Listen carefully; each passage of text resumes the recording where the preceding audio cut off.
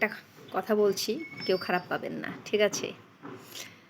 সিঁদুর আগে সকলে সিঁদুর পরতো, আমাদের মা কাকিদের আমাদের দেখেছি বড় করে সিঁদুর পরতো। একটা সিঁদুরের ডিব্বা হয়তো 1 মাস মাসে শেষ। আর এখন আমাদের সিঁদুরের ডিব্বা সিঁদুর শেষই হয় না, তাই না? তো বলছি, কপালে সিঁদুর পরতো, টিপ নেই, এখন টিপ চলে আসছে, টিপতেও পরে না, সিঁদুর পরেই না।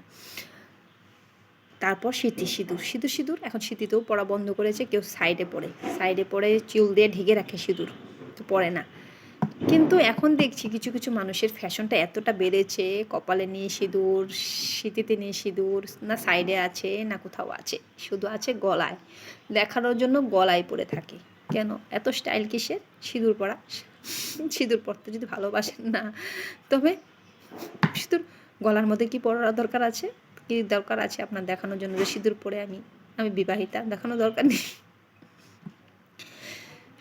সিঁদুর যদিও গলায় পরেন, তো কপালে সিঁদুর পরুন, সিঁথিতে পরুন, তারপর গলায় পরুন, ঠিক আছে? কিন্তু আপনি সিঁথিতে না পরে গলার মধ্যে সিঁদুর দিয়ে আপনি দেখাচ্ছেন, এটা কেমন ধরনের স্টাইল হলো? সৌন্দর্য সিঁদুরের মধ্যে অনেকটা সৌন্দর্য, আপনার সৌন্দর্য 3 গুণ বাড়ায় এক সিঁদুরে।